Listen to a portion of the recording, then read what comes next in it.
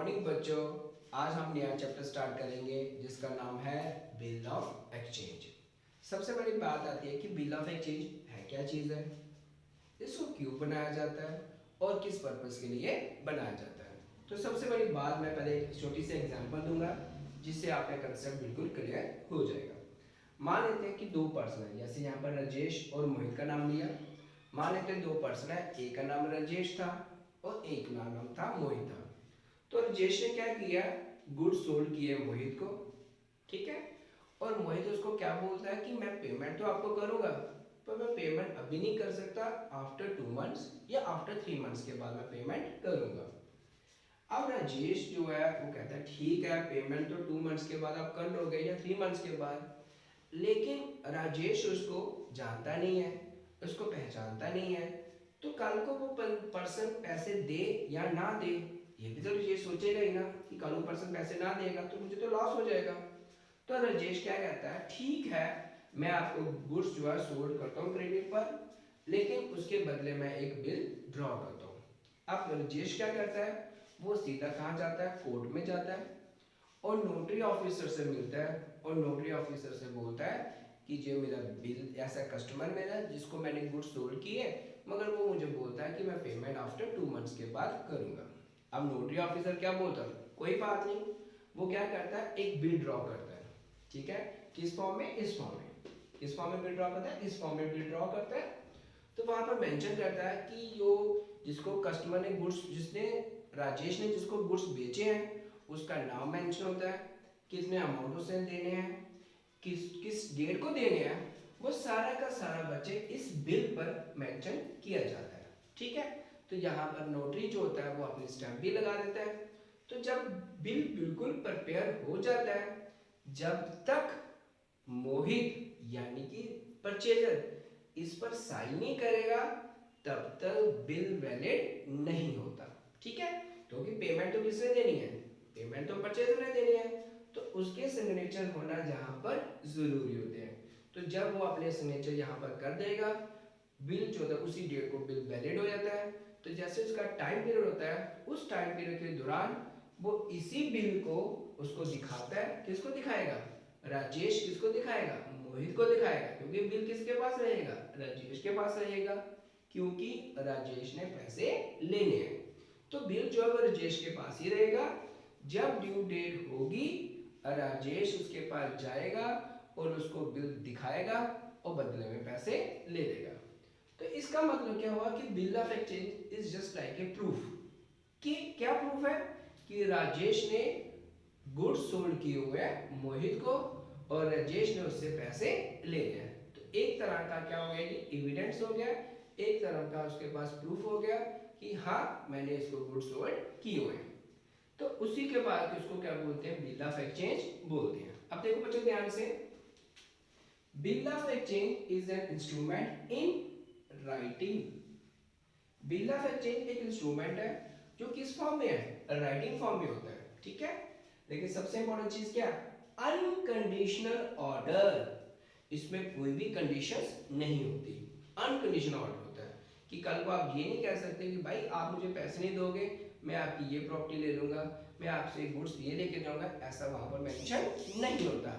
इसलिए क्या होता है, अनकंडीशनल ऑर्डर होता है, साइन बाय द मेकर। जो बिल बनाता है उसके सिग्नेचर वहां पर मेंशन किए जाते हैं। उसके बाद directing to a certain person to pay an amount of the money to, फिर उसमें मेंशन किया जाता है, एक किस्म का ऑर्डर दिया जाता है कि बाय इस डेट को आपने इस पर्सन के अमाउंट जो है वो पे करना है। वो सारा मेंशन किसमें होता है बच्चे, बिल ऑफ एक्सचेंज पर मेंशन किया जाता है, ठीक है। किसको किया जाता है, टू ए सर्टेन पर्सन, जिसको पेमेंट करनी होती है, तो वो सारी चीजें उसमें मेंशन की जाती है। अब बात यहाँ पर यह आती है, मैं सबसे पहले कि बिल ऑफ एक्सचेंज जो है on the basis of payment are classified as bill receivable और बिल पेएबल।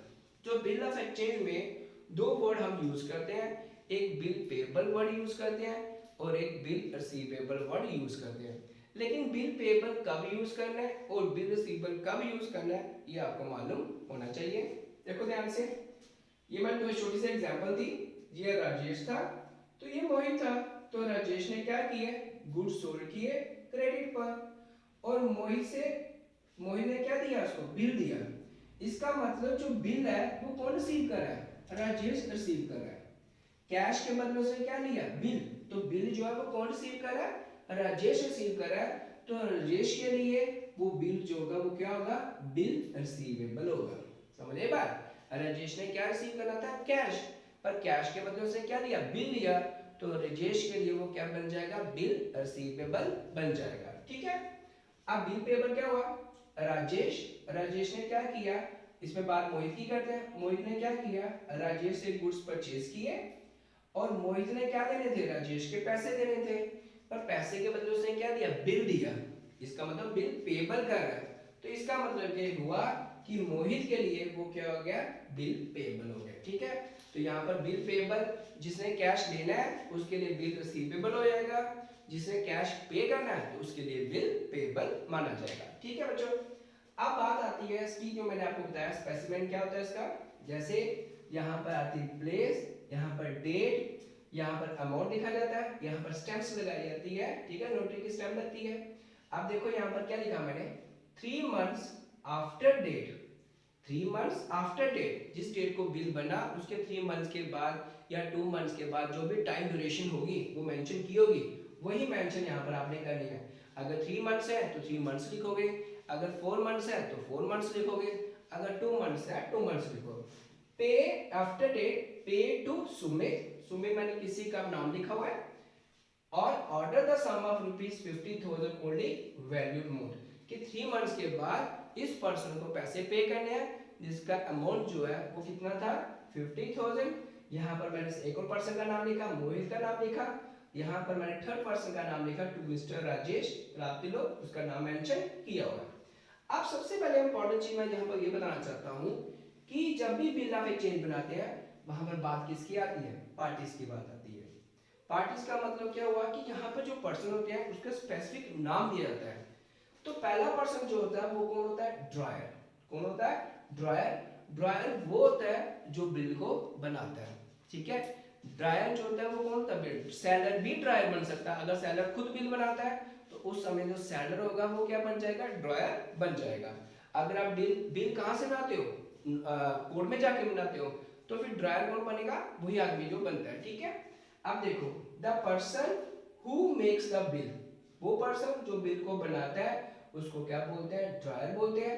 तो इस स्पेसिमेन में देखा जाए तो ड्रायर जो है वो कौन है, मोहित है। ड्रायर कौन है, मोहित है, जिसने बिल बनाया हुआ है। दूसरा नंबर कौन आता है, ड्राई। ड्राई कौन होता है, जिसने पेमेंट करनी होती है। The person to whom the bill is drawn is known as dry। वो पर्सन जिसने बिल ड्रॉ किया होता है, जिसके नाम पर बिल बनाया होता है, जिसने बिल पेमेंट करनी होती है, उसको हम ड्राई बोलते हैं। अगर इस स्पेसिमेन में देखा जाए तो मिस्टर राजेश जो है उसने 15 पैसे पे करने हैं, तो वो कौन होगा, ड्राई माना जाएगा। अब पे, किसको पैसे पे करने हैं, वो कौन है यहाँ पर, सुमित। तो pay is the person named in the bill receivable to whom the amount to be paid। पे वो पर्सन होता है जिसका नाम बिल ऑफ एक्सचेंज में मेंशन किया जाता है कि इस पर्सन को आपने पैसे पे करने हैं, वही पर्सन क्या बनता है, फिर पे बनता है। पे मे बी ड्रायर हिमसेल्फ।